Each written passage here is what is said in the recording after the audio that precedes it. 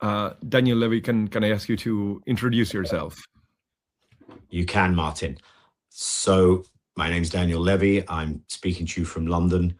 I am currently the president of the US Middle East Project, which is an organization established out of the Council of Foreign Relations in New York that became independent. The focus of the work is Palestine, Israel, is achieving an equitable peace.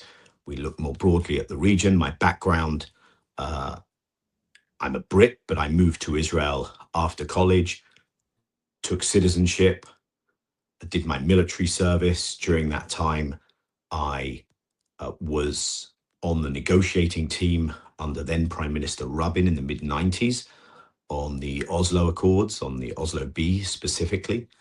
I later worked as an advisor to Israeli politicians on the center-left, Yossi Beilin, who was then Justice Minister. When Ehud Barak formed the government in 1999, I went to work with a minister in the Prime Minister's office, was on the Israeli negotiating team at the end of that time in the Taba talks, and have subsequently headed up Middle East work at some think tanks, at the New America Foundation in Washington, D.C., at the European Council on Foreign Relations, and now this current position. You have been very, very prominent over the last 2 years in expressing what I think for many of us, particularly Jews among us, or as Jews at the beginning of the Gaza operations, was a voice that was very, very rare and very difficult to find, which was really a very clear, a bit of a clarion call against what at that point already, like in early October 2023, really looked like it was a disaster unfolding. I wonder if you can take me a bit back as to how your ideas through Zionism developed, especially being somebody that was pretty much watching, I suppose, the failure of the two-state solution from the first row. Yeah, and I guess I could have gone back further in introducing myself, Martin, and mentioned that when I finished college and the stepping stone for my immediate move to Israel and to become Israeli from the UK was that I was working for the Jewish student organization in the UK, the Union of Jewish Students, and I actually put my candidacy forward and was elected as head of the World Union of Jewish Students when I was very young. And so that was the context in which I moved to Israel, was immediately very politically involved, was exposed to working with organizations like the World Zionist Organization, the World Jewish Congress. And my feeling was that this is where the Jewish story was being played out, and that we could make a difference, that change was possible there. It was just after the Gulf War. It was during still the Intifada. The first Intifada hadn't really come to a close. And within 1 year of moving to Israel, what feels like a very encouraging development takes place. Rabin comes into power. There's strong support for the kind of left Zionist Meretz party. They form a government. There are secret talks with the PLO. And it feels like this is the breakthrough and we will get there.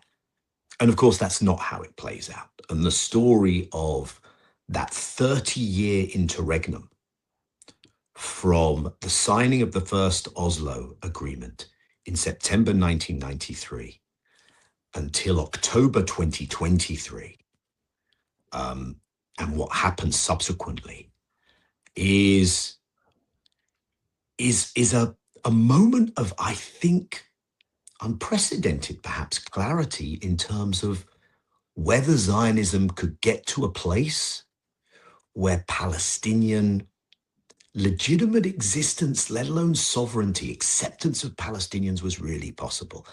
And the feeling is that the Israeli regime looked over the precipice at this possibility and decided no, and walked it back.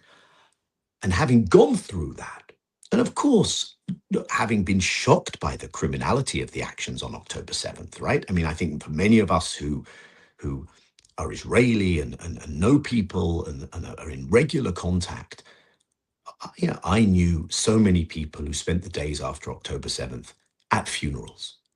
It was the demographic that was most immediately impacted. But at the same time, we also immediately heard from Israel's leaders what their intentions were. And unfortunately, it came as no surprise.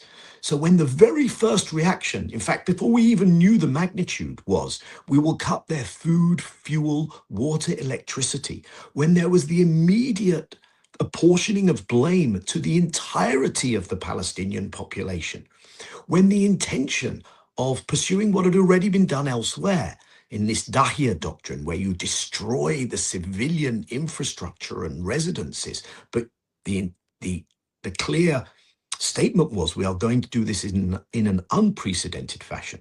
When the former head of the Labour Party, the now president of Israel, Yitzhak Herzog, makes that early statement that there are no innocents, there's no distinction between combatant and civilian, we knew where this was going. And hence, one had to make that really difficult but very quick transition into saying, don't pretend there's no context previous to October 7th. Decades of occupation, of course, generates resistance. Don't pretend that October 7th is legitimate, it's criminal. But for heaven's sake, don't allow this to now become a moment of horrendous cruelty to the Palestinian population. And that's what it became. There is something I heard Gideon Levy say probably a few months after October 7th, but he said something like, if this is what October 7th has done to the Israelis, I shiver in thinking what something like 70 years of October 7th have done to the Palestinian, or 70 years of occupation has done to the Palestinians. And it is really remarkable, sort of the blind spot which occupies essentially an entire historical horizon concerning even 2023, right? In mid-2023, you had a bombing in mid-May of Gaza, in which people were killed. There were reports of amnesty that came out on war crimes being committed in May, June. And these things really seem to have completely faded. In fact, somehow the public discourse, the Israeli articulation of what happened, is one that essentially prevailed. Absolutely. October 6th was a normal day for Israelis. The fact that Palestinians existed in a permanent state of denial of rights, denial of basic freedoms across the occupied territories. Palestinians inside Israel itself lived in a second-class status, structurally discriminated against. The fact that this was now being recognized globally as an apartheid system. The fact that if you were a Gazan born when Israel imposed its siege and blockade after 2006, 2007, you were getting ready to graduate high school, having lived your entire life in this tiny area under blockade. All of this was of absolutely no interest to the vast majority of Israelis. Their life was normal. In fact, the normalization of the abnormal had never gone so far. Even with the Abraham Accords, the idea that Israel could get away with treating Palestinians however it wanted, with total impunity. And in the months leading up to October 7th, you even had this phenomenon. It was, the press was writing about the pogroms. That was the language that was being used in terms of settler violence. But of course, there's really no such thing as settler violence divorced from the state and the permissive environment created by the state, created by the IDF, which arms and protects those settlers. So the idea that all of this was normal and that it could just carry on in perpetuity without blowback. And October 7th comes along. And it's, where did that come from? Who could possibly have thunk it?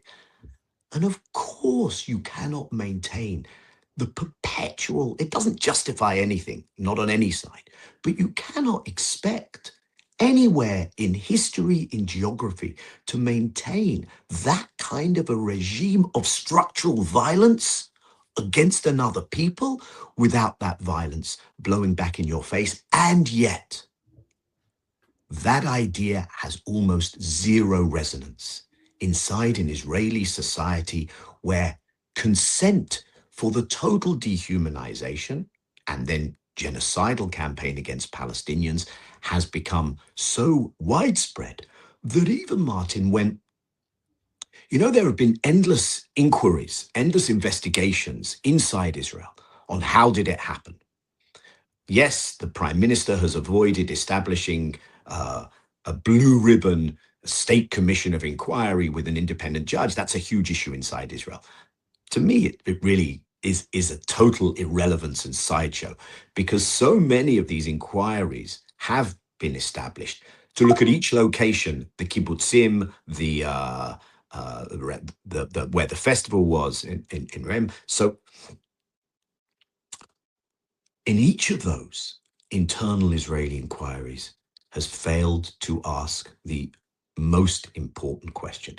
Each of them have been about the chain of command and who was informed and when were they informed and why wasn't this military force moved from place A to place B and why did it take so long? And none of them have asked the question, how did you expect to maintain this kind of regime and achieve security? None of them have looked at the bigger picture, because Israel refuses to look at that picture, and it's enabled, it's facilitated in that refusal by the impunity with which it is treated globally. And if Israel's allies consider decades of occupation, decades of structural violence, and an apartheid regime to be normal, then why shouldn't Israelis consider it to be normal? I wanted to ask you what, before we get into the more nitty-gritty political questions, how do you think of Israel, and probably more broadly, how do you think of Zionism today? I mean, it's a question that Avram Burg in conversation corrected me promptly and told me it's just a silly question. But let me ask you then a silly question. So I'm going to disagree with my friend Avram in terms of it being a silly question. And actually, the very first political thing I did when I moved to Israel was to go around in 1992 in Avrum's, being pretty useless, really. I could just write stuff for him in English at that time, but go around in his primary campaign where he comes kind of top of the Labour primaries. So he's someone who I have a great deal of warmth and respect and personal affinity towards. But I think actually the question of Zionism has come front and center. Also, by the way, I think globally, people have, because there has been such a mobilization around this issue in the last 2 years, people have wanted to understand. I don't want to generalize, say everyone, but in many places, you have seen a generation for whom this is their Vietnam, if you like. And it's not just because they're obsessed with Israel or a Jewish state. It's not because what's happening here is so unique. I think it's because it has become an avatar almost of the inequities of the world we live in today, and of the failings and hypocrisy and double standards and contempt in which political leaderships hold their own publics. Yes, I think that's actually an excellent point. I would add also that, I mean, within the Jewish community, beyond the confines of the state of Israel, it is an absolutely central question. As a matter of fact, it might be the question of the Jewish post-war project in this context. I think it is, Martin. I think, and we're having this conversation during the festival of Hanukkah and just after the events in Bondi Beach in Sydney, Australia. And for me and for many people I've been speaking to, this felt like a moment of intensified urgency that we had to mourn and feel a huge pain. I mean, for the British Jewish community, the ties with Australia actually run very deep, and we know people who come here from there or who've gone from here to live there, and people who were at that location. And at the same time as feeling, this is a horrendous development. At the same time, we know how this is so instrumentalized by Israel, by its Amen corner, and how the Jewish establishment refuses to see that the way Israel behaves, and then the way it is embraced and endorsed to have communal establishment leaderships. It doesn't justify the killing, of course not, but to have communal establishment leaderships embracing Israel's genocidal actions is terrible news and terribly dangerous. And so many of us are looking at this and saying, how do we push back? How do we offer a different way of thinking about this? How do we reclaim the centrality of our own Jewish communal well-being distant from Israel? Because Israel, and here it gets back to your question about the relevance of a conversation about Zionism. Because Zionism, in its distilled essence, is the negation of the idea that Jews can live a full life outside of a Jewish state. There was always a close relationship between Zionism and anti-Semitism. And Zionism basically said, we can't cure anti-Semitism. There's no point trying to maintain healthy Jewish communal life in any of these places. Give up. You can't be a British Jew. Don't be ridiculous. An Argentinian Jew, right. A French Jew. We have to have our own place, and that's the end of the Zionist conversation. Now, since then, of course, Zionism, people claim, oh, it's just like motherhood and apple pie. How could anyone oppose Zionism? Why should Jews not have the right to self-determination if everyone else does? It's a lot more complicated than that. And as I was starting and then went off on a tangent to say, in the last 2 years, well, good. Then we'll get on well, because I'm a man of far too many tangents, unfortunately. Excellent. But one of the things that's happened is people have explored what was previously unspoken in Jewish settings, and of course in the broader global and conversation in all kinds of places, which is they've interrogated, what is this ideology? What is this regime under which Palestinians are perpetually denied these freedoms? Can Zionism come to terms with living at peace in its neighborhood? And I may yearn for a benign version of the idea of a Jewish presence there, of the idea of some kind of Jewish national interest.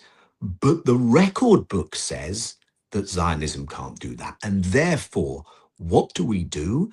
And I take very seriously the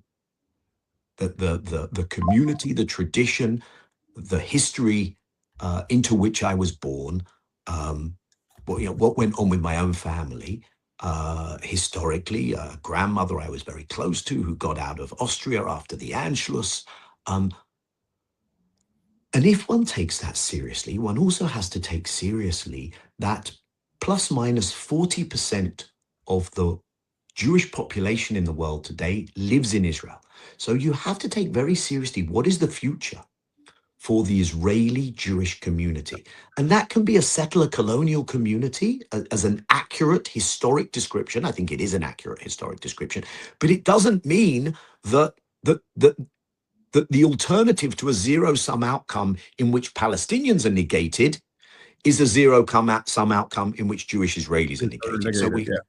So we have to come to terms with what is the Jewish-Israeli future, because I don't think Zionism serves Jewish Israelis, and it sure as hell doesn't serve Jews elsewhere. I mean, I guess I did want to touch last. I mean, I said probably about 10 minutes ago that it was the last question on this before politics, but I think that one of the things that has become really brutally clear and if I, for a very long time, I held this intuition. What Gaza did to a very large extent is show that there is an essential incompatibility between what I consider to be Jewish values, growing up with ideas of B'Tselem Hashem and growing up with ideas of Emet and Tzedek and Tikkun Olam. And Tikkun Olam. So repair the world, I should translate because most of the public will not know. Yes. Like, Tikkun Olam is a repairing, or the task of the individual in collaborating with the repair of the world, like making the world right. And Emet is truth, and Tzedek is justice, and B'Tselem is being made in the image of God, which in an atheist like myself, it's translation. I mean, obviously an atheist Jew. So there is only one God, and I don't believe in him, as they say. Or her, indeed. But I think that the point is that the idea of this dignity is completely incompatible with a lot of what I have known since the first time I heard about Deir Yassin or Sabra and Shatila. But what we have now is a full catalog of horrors, which is not just that there is no compatibility. It's that in some sense, what I've been seeing, and I think that perhaps this is a reason for my reaction to the last 2 years, is that they attempt directly against not my sense only of humanity and ethical disposition, values, etc., but my Judaism, I feel, is being attacked. I mean, I don't know. Sorry, Martin. No, go ahead. No,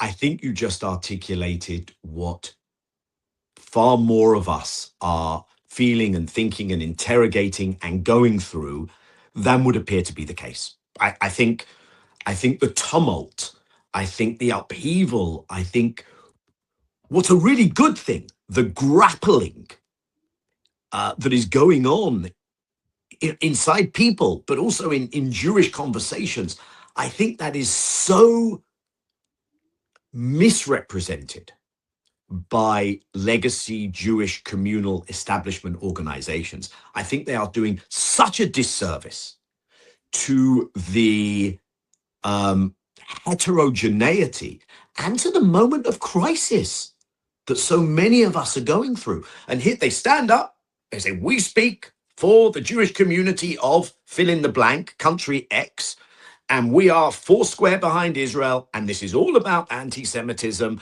and shut up, we're going to cancel you if you question any of this, and we are happy to be used as the battering ram to make our whole society less open, less freedom of speech, less ability to protest, less ability to question. Which incidentally not only reflects on the internal dynamics of the Jewish community, but actually, as a representative or putative representative of the Jews, gives the Jew in those democratic spaces an absolute terrible image. I mean, Exactly. in Argentina right now, we're seeing the main organizations of the Jewish community openly suing and threatening with legal actions against random citizens for expressing only solidarity with the children of Gaza. That's Exactly. And in so many places, this is replicated. And it's this not even just willingness, it's this enthusiasm on the part of Israel and its Amen Corner and so much of the legacy establishment communal groups. It's this enthusiasm to say, yes, we want to be a tool of the most repressive organs of the state to be used against the rest of the citizenry, and somehow to think that this ends up well for the Jews. That this, first of all, somehow to think that this is the correct way to read the legacy of Jewish history, that this is the correct way to interpret Jewish experience, Jewish texts, that this is in the interests of the communities they claim to represent, and even that this is a consensus position, because none of those things are true. And they are doing, disservice is too gentle a word. They are endangering. And I think this is the word that has to come to the forefront now. I think those of us who challenge this have to own in and I'm saying this again, very much in the shadow of Bondi Beach, we now have to own a far more robust, assertive pushback. No, you are endangering Jewish well-being. You are making us a pariah. Our interest is not with whatever the state of Israel tells us, and the state of Israel does not give a damn. And I insist on that because I know it from within, and I know how it is instrumentalized. And by the way, I get it. Israel is a nation state. Israel is a state operating in the state system that is willing to deploy the things that work for Israel. So if the best line of Israeli defense is to endanger Jewish communities through this outrageously aggressive attempt to assert that X is anti-Semitic, and we're going to try and bring down an Australian government or a Brazilian government or a British government, and they don't care about the well-being of those countries for sure, but of the Jews in those countries. Right. And any claim, Talk any about claim human to shield, right? Exactly. It's a form of human shield. Any claim to the contrary is just a bald-faced lie. So anyway, we have to own that. But you said a couple of other things, which if I may, because look, I think this is true of any religion. You can go back to the texts, and you can be a liberation Christian theologist, or you can be a settler colonial advancer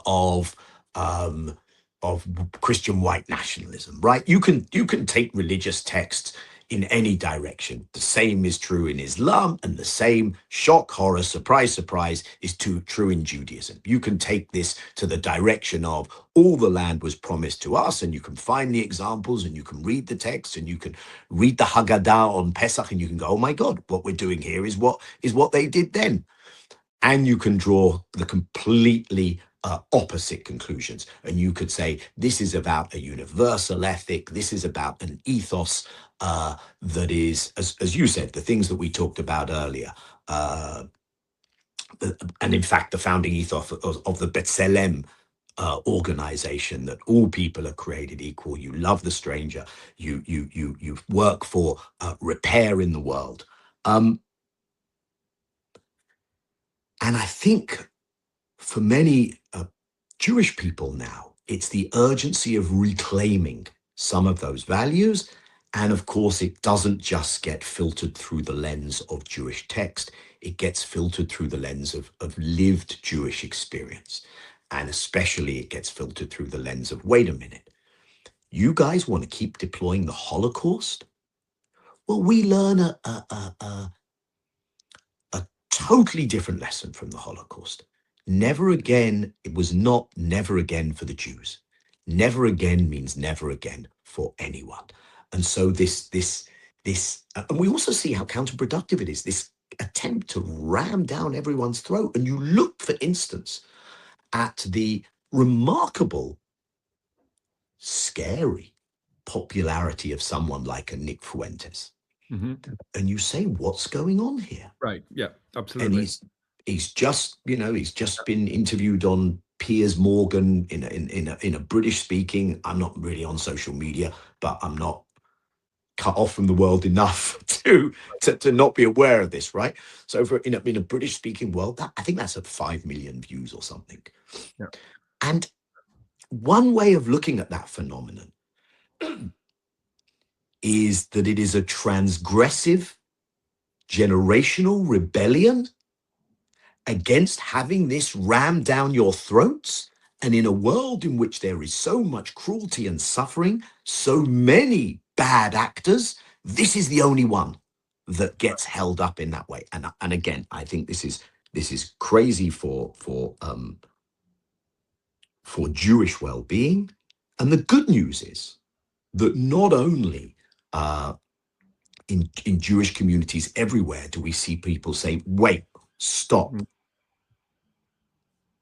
Sure, we don't run the main Jewish organization that gets invited by the government when they want to say, well, we got to speak to the Jews. We may not run most of the synagogues. We may not run the media organ of the established community, but we are here. We are not going to shut up. We will probably be present at the Palestinian solidarity, anti-genocide, Right. pro-peace rallies. So if you don't call those hate marches against Jews, Jews are there. That's been the story in London every Well, in week. Berlin, you're having sort of number of Jews just arrested and being like whisked away for It's protesting. remarkable. Exactly. It's remarkable that here in Germany, I mean, the grandchildren of Holocaust survivors being being arrested taken for away by the grandchildren of Nazis. exactly, because the grandchildren of Nazis are supposedly protecting Better Jews, these Jews, better better Jews, Jews, better Jews. better Jews than Perfect. the Jews themselves. But the good news is not only is that phenomenon, I think, accelerating and certainly refusing to go away, but you're seeing also how some of it is going back and wanting to reclaim this in its Jewish essence. And I want to refer people, if there's a way of sharing this, to a group inside Israel, for instance, called Hasmol Ha'emuni, the left faithful. And these are people who come out of Orthodox and ultra-Orthodox homes, who are challenging what's being done in Israel. And I don't want to paint a rosy picture and pretend that this is where the majority of the Orthodox and the ultra-Orthodox are going, but it's a challenge from within the heart of that establishment. There was a fabulous piece about Smoleh Muni, the religious faithful, the left faithful, it translates as, in Haaretz recently, which is well worth looking up. I do tend to think that, probably because of the place in the world where I find myself. I mean, I live in Germany, I come from Argentina. A lot of my media presence is throughout Latin America. And I am very aware of the kind of public discourse concerning what the Jew is. The conflation that Hamas no longer makes, which is the Jew and Israel continues to make. So you do see, I think, the effect of that. But what I do think is really central, and sometimes it is perhaps lost. I wouldn't say, not on me, I would hope not on you, but certainly on people that are operating mostly within the space of Anglo-American Israeli discourse, is that the relevance of the Jewish voice that can say, no, this is not Judaism. This is certainly not my Judaism. Is really quite massive, precisely because it's not only the political system in places like Argentina, in places like Brazil, in places now like Chile. The what you were referring to as sort of the institutional Jewish voice is also the voice that has completely occupied the media space, which goes to show the importance of all these alternative channels. But I think that I was thinking of something you said a few minutes ago, which is, growing up in Argentina, in a country that had very, very clear, say, traces of anti-Semitism, and anti-Semitism that had been fed by Catholicism and by sort of Nazism and so on. I think it was very clear, and this is something that I got from my father, who remains for me probably one of the most important figures in terms of my understanding of the world. The fact that if we were Jews and we were not being conducted into gas chambers or being like killed in pogroms in Argentina, it's because we had democratic guarantees and legal guarantees that protected us.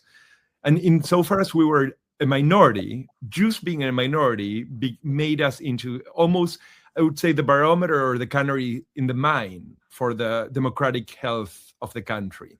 And this is something that with the best and most beloved of my Israeli friends, there is no point in common. They just do not understand what I'm talking about when I talk about Judaism and its difference and the constitutive importance of rights. Because they are a majority, because the thought never crossed their mind that there could be something else. And my friend Peter Beinart, a Jewish American author, public intellectual, he makes this point very cogently and I think correctly, which is the precise thing that you just talked about, which we cling on to as our most important protective armor, those democratic guarantees of our rights. Why, when it comes to Israel, do we then have no interest in them and deny them in terms of the Palestinians, in terms of whether it's the Palestinians inside Israel and the structural discrimination there, whether it's the Palestinians of course, in the occupied territories, living under an apartheid system, whether it's Palestinians on the outside, still in refugee camps, or who have refugee status, or who simply can't return or have that moment of some kind of closure. So I think that is exactly right. And then you dig down and you unpeel the onion, so to speak, in terms of those layers. And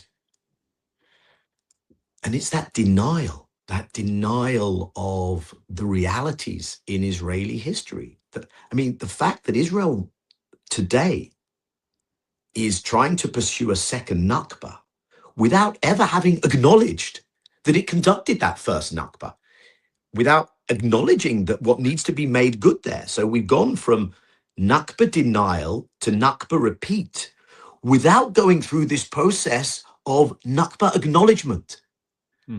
And one of the things that I most reflect on, Martin, when I look back at that era, when I was involved, when we were in the room, and in Taba, we were doing the negotiations, when I was with Balin on the refugee issue. But throughout those negotiations, there was one thing that was never admissible, which was that the idea of truth and reconciliation, of going through a transitional justice process. Because, of course, there have been crimes committed on all sides. But if you zoom out, then the great historical injustice towards the Jews was not committed by Palestinians, was not committed in that part of the world. Yeah. And the great historic injustice towards the Palestinians was committed by the Zionist movement. And so there is a huge acknowledgement and coming to terms with, and that's something that apparently Zionism can't absorb. Let me touch on one other thing that you just said in terms of the relevance of the Jewish voice. Because it has been so effectively asserted that these are the parameters of legitimate debate. And this wasn't by accident.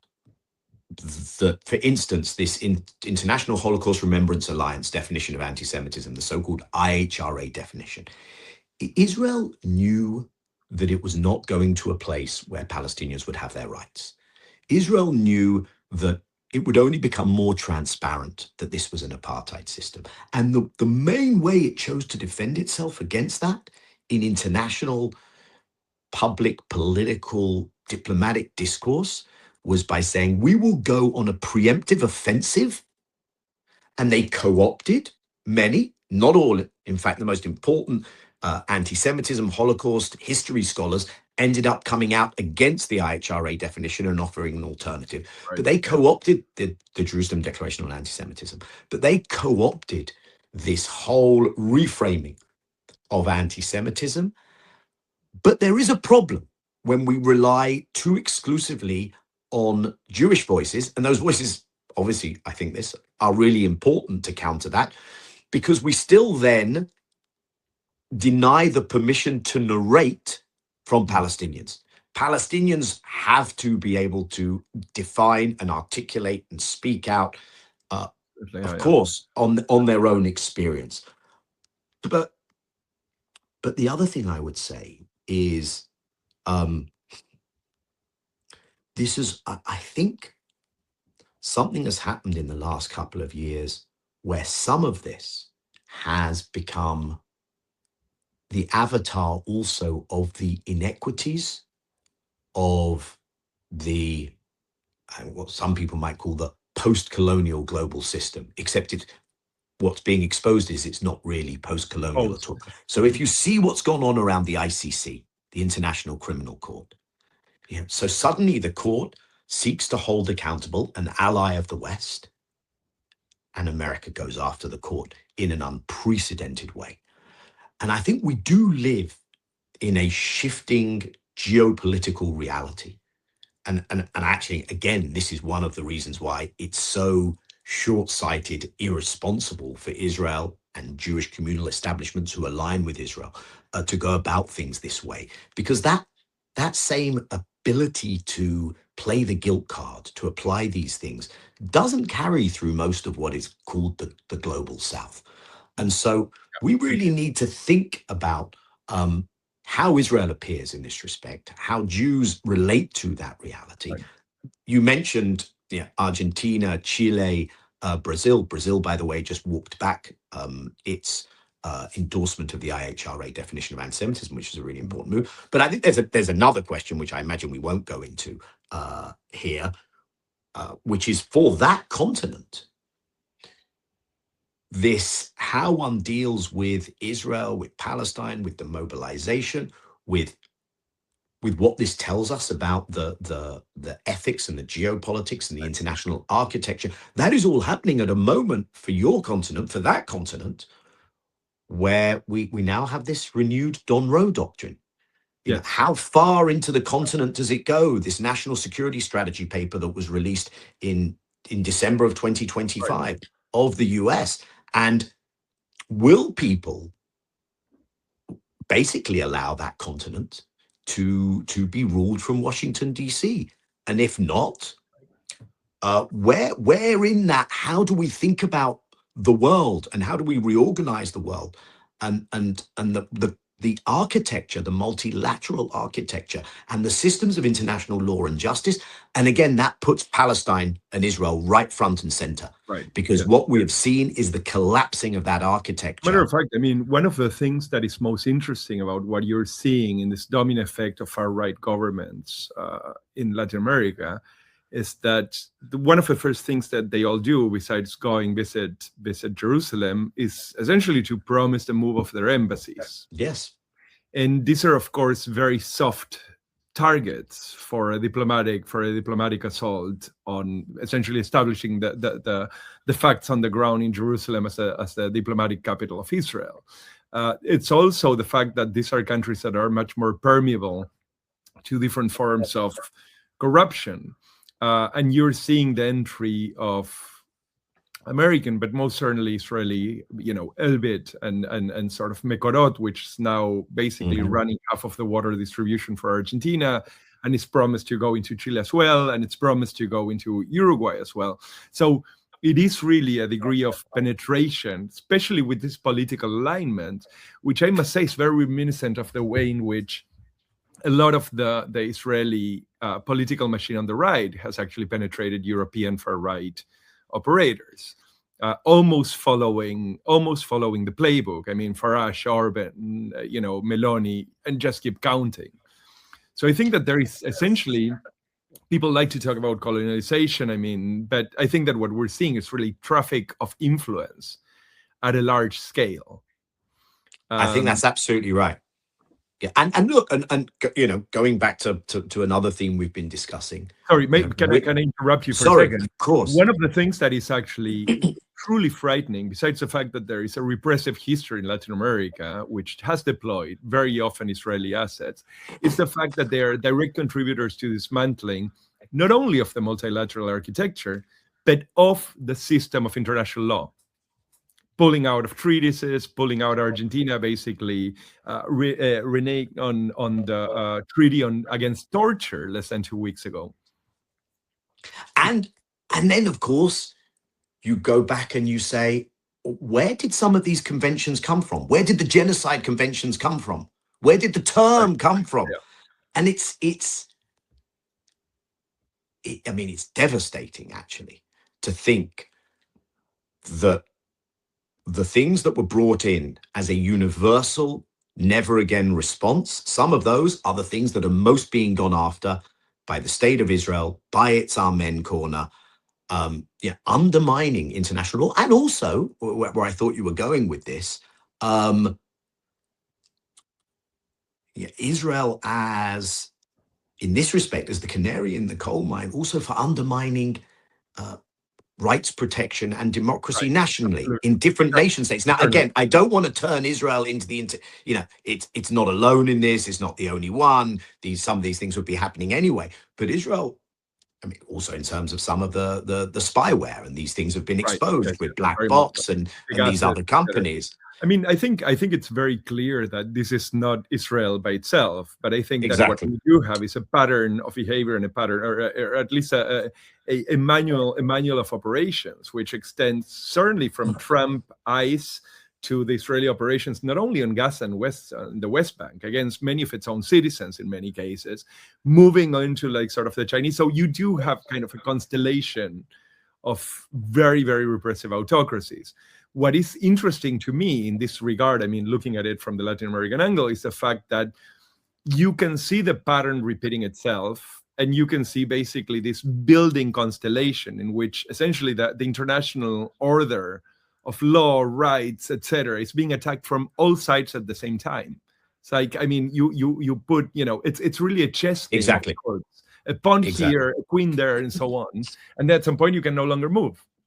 And then, for some of us, we then say, as you say, that's not the only interest. It's not only Israel, but you then look at that and say, wait a minute. And now is Israel saying that that's being done in my name, as just a member of the Jewish community, of the Jewish faith, of the Jewish people anywhere in the world? It's being done in my name? No way. Why are you putting a target on my back? Because again, it's which thread do you pull on? So, I grew up not, on the stories of Jews who stood on the right side. Right. Yeah, no, absolutely. Right. So we look at the civil rights movement in America, but we're talking Argentina. You look at the Jews who were involved in the pushback against the military junta, the Jews who were disappeared, the Jews who were part of that.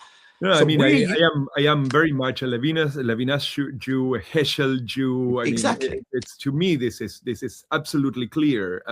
And this is again the question of how is it that these positions are compatible with the idea of state power, particularly in this form. So I think that the metaphor of a target on my back is very, very apt, because you become complicit. I mean, as a Jew, not in Germany, but certainly looking at the state of Argentine dynamics and Uruguayan dynamics, I am being called into complicity with none of my acquiescence to basically the disassembly of the democratic guarantees, the ones that kept me alive. And this is really quite important, the ones that kept me alive. Exactly. And then you look at the UN has just had a vote in the General Assembly on Palestinian self-determination. I think the only two states who voted against, outside of the Pacific Island states that have aligned themselves with Israel and the US, and obviously Israel and the US themselves, are Argentina and Paraguay. Indeed. Now, I imagine there'll be others on that continent which join them. And then you see Netanyahu's excuse for not being cross-examined in his court cases on a particular day during this past week was, I have a very important national security meeting, and the court said, who with? And he said it was a Paraguayan official, clearly very important, without in any way being condescending towards Paraguay. And then the official who's in town, shows up in the court. I mean, this is the crazy symbiosis. It's unbelievable. It's unbelievable. So, I know we have very, very, very little time. Yes. I have already abused 10 minutes out of the promised 40, but let me just ask you. I mean, I wanted to ask you about the status quo and what happens after the treaty, but I'm going to leave that for next time. But what I do want to ask you, by way of goodbye, I suppose, is whether you are optimistic and whether you think that, given what we just been through, what kind of conditions of coexistence would be necessary to any sort of regularization? Yeah, and I'll say one thing on what I would say is a non-status quo. When it comes to, this isn't really a ceasefire. So absolutely, when there were Palestinians in the triple digits being killed on a daily basis, when there was no aid getting through, when Israelis were still being held in Gaza, when many of the Palestinians being disappeared, to use that phrase, inside an Israeli detention system. The fact that at least some aid, only a quarter of what was promised in terms of aid trucks, but at least some of that is getting through. At least those mutual releases, exchanges of prisoners have happened. at least it's in the single or low double digits, as horrible as that is and sounds, in terms of Palestinians being killed each day by Israel. Nevertheless, this is not a ceasefire. It's certainly not peace after 3,000 years of waiting. And it's not a status quo, because the slippage is there. Israel sees it is still able to prevent stuff getting into Gaza. Yeah, we see what's happening in the winter when the prevention of even shelter accommodation, even temporary short-term tents is not allowed in. We see people suffering in that respect. All this off the back of 2 years of catastrophic destruction, genocidal activities on the part of Israel. And we see that Israel is in control of somewhere between 53 and 58%, direct control of Gaza, direct military occupation. And we see the most extensive military campaigns in decades and the most extensive displacement of Palestinians, especially refugees in UNRWA camps in the West Bank. So we see all of this. And what's the story here? Most governments aligned with Israel, aligned with the US in the West, are just desperate to say, no need to go out and protest anymore, nothing to see here, move on, there's a ceasefire, which of course is not an accurate description. And you see this almost schizophrenia that countries are going along with this Trump plan saying, yes, this is the path to peace, where they know that's not the case, where they actually now are taking contradictory votes in the UN. And when it comes to Europe, at least, on the Ukraine front, they're saying one set of things, as they have been throughout, let's be honest, but also in terms of the plans put forward by Trump, and on the Palestinian front, are completely another. And in the meantime, the Palestinian reality is precisely the reality that got us here in the first place. So how do you get from there to anything that approximates something that offers hope, that's not wholly depressing? I wish I could say that there is a moment of realization in Israel. We're not there.